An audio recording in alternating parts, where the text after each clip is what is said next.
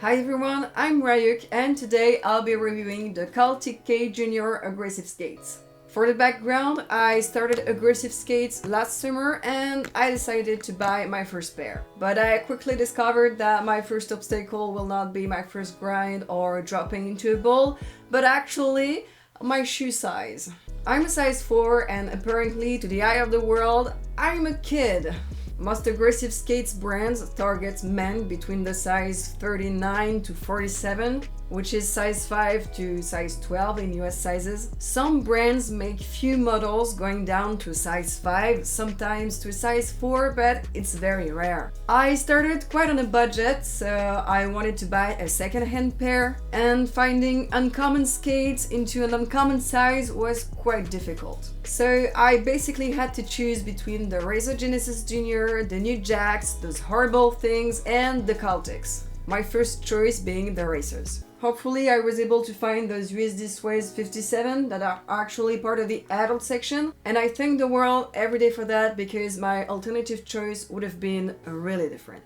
I guess it's story time. I started skating, everything felt great, but I wanted to switch my frame for an anti-rocker setup, but guess what? Even if skates come in smaller sizes, actually the sizing of the frame doesn't follow. This is an accurate photo of what a featherlight-free smaller size looks on my skates. I mean, because of UFS, it works. It looks goofy, but it works. I could probably skate like that without any problem, but I wanted to try a smaller frame just to see what it feels like. For some marketing reasons that I understand, brands doesn't make spare parts for kid sizes. But I had an opportunity to get a second-hand pair of the Genesis Junior for 25 euros. That was a very good deal to get those kid-size frames, but even a better deal considering the fact that for that price I would get the whole skates. So I was like, yeah, that's cool, I already have a pair that fits me, but you know, I was very curious to test the Genesis Junior, but I did not regret not buying them in the first place.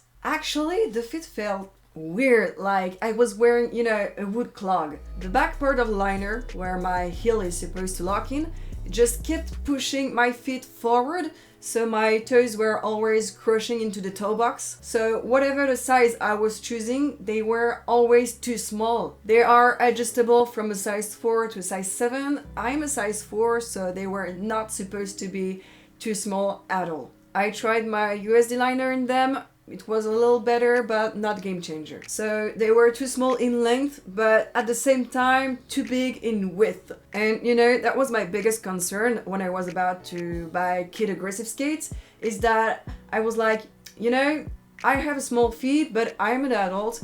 I was afraid that my leg would be too big and the skate would be too tight, but apparently not. I was not even able to lace them enough so my feet will stop moving inside. So the overall felt really weird and I ended up giving them away. I don't know if it's a very common feeling about the Genesis Junior. Sadly, there are not that much feedbacks on the internet about those skates and about kid aggressive skates in general. I mean, by people who actually use the skates.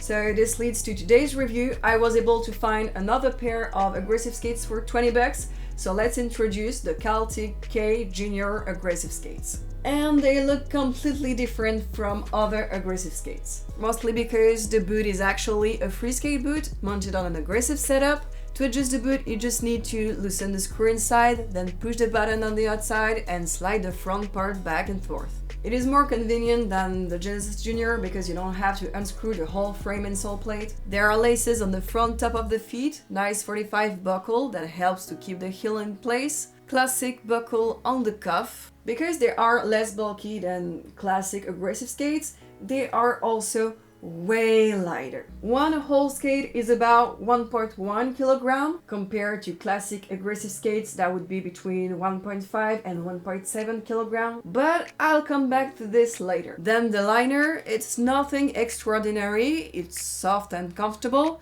expand with spandex in the middle. I didn't use them personally because of the lack of support, so I've been using my USD Classic liner in them instead. The sole plates are kinda unusual because they are symmetrical. Most aggressive skates have sole plates that are larger on the outside, but those are the same width on both sides, so it means that you can swap left and right, which can be kinda useful when it comes to wearing down. The frames are KALTIK freestyle frame, which means there are only 2 wheels and a big gap in the middle, allowing sliding large obstacles. Those skates also exist with a flat setup, which means 4 wheels and a small gap in the middle. Those KALTIK freestyle frame are a size small medium with a 26.7 centimeter wheelbase, and they weigh 450 grams. Thanks to these spacers, you can change the height of the axles, so the minimum wheel size can go from 67 millimeters to 78 millimeters in diameter, and the wheels are KALTIK 60 millimeters 90A with ABIC 9 bearings.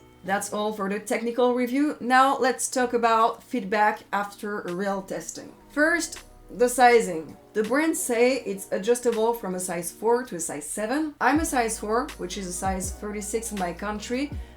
I wear a size 36 for my sneakers, sometimes 36 and a half when they have narrow toe box. But with those skates, I'm already halfway in the size setting. So I would not recommend them to people who wear a size 37, 38 or more. And also, most of the aggressive skates brands start their model at those sizes, so you'll have plenty of other interesting choices. Basically, I would recommend them to kids who are about to hit a size 45 and will grow in them, or for people like me who have small feet that will basically stay the same.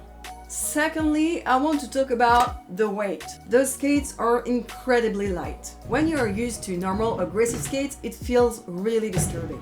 I think they are the lightest aggressive skates on the market, with the USD Glitch on second position. A lot of kids' aggressive skates are based on adults one with smaller features. They are a little lighter, but not that much. So compared to the muscle mass difference, they can feel like heavy stones. So these ones can be a really great choice for the youngest. Because the shell is thinner, it can be also less sturdy than average. I don't really know for the moment if I will skate them really deeply, so I don't know how much mechanical stress they will take, but we'll see in the future. Another thing that can be amplified by the lightweight shape of the shell and also the cuff is the flex. They are insanely flexible. The first time I tried them in my house, I actually thought I put on my regular shoes. I'm used to my USD Suede 57 that are really stiff, the cuff barely moves. With those on my feet, the cuff moves freely, I don't even have to put weight to the front, they just bend real easily. So that's why I don't use the stock liner 2 and change for my USD Classic liner to have a little more support. So that's definitely something to keep in mind if you hesitate between other models that can be more classic.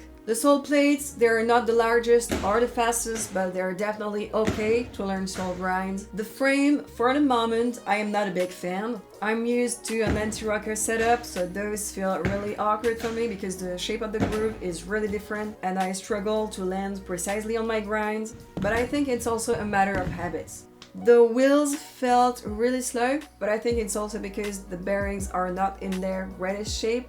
The previous owner didn't really take care of them, considering the dirt that I found on the hardware and the wheels when I got them. But for now, my biggest issue is the buckles. Because the boot is a free skate boot, it is not designed with reinforced parts that you will usually find on aggressive skates. So both buckles just keep hooking on the ledge when I miss my sole grinds. And I ended up bending this one upward, so I had to put it back in place with my hands in the middle of the session. I also hit my foot quite hard on the ground while falling, and the front part of the skate just slided backward, crushing my toe on the way. At first I was really, considering them as a second pair, but I am not the softest blader and I don't think they're ready for such violence. So to recap, those don't have crazy features, but they can be game changer for the youngest because of the weight. They can be great to transition from recreational skates to aggressive skates. I would be really happy to see an update of those skates in the future to reach the standards for an aggressive practice.